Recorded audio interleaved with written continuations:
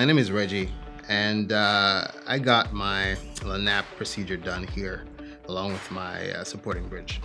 In the culture that I was brought up in, right, to have a gap is seen as a cute thing to have. And the gap that I had initially kept getting wider and wider as the years progressed. And I wanted to do something about it. Subsequently, I basically found out that I had something known as periodontal disease. So I started procedures then in terms of cleaning, a lot of deep cleaning.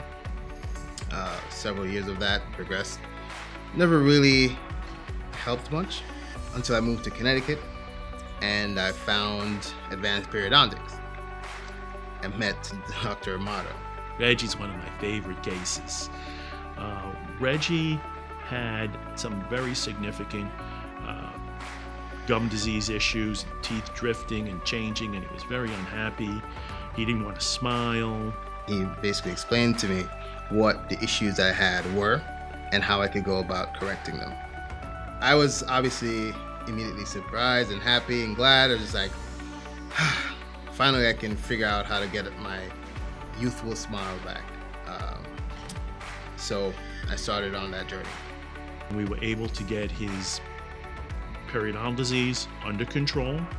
We were able to remove teeth and replace them with dental implants, and he is a happy guy. My first picture was of me smiling as a baby, right? And my gap was there, right? A baby gap. So I wanted to keep that look. So when I presented that to the doc, they were like, "Oh, very unusual." I myself did not feel the need to correct anything because I feel it was a natural part of my smile. He always wanted to have a little space between his front teeth, and his final restoration has a space between the front teeth. That's who he is. That's my trademark. It's all about the patient, and if that's what Reggie wants, that's what Reggie's getting.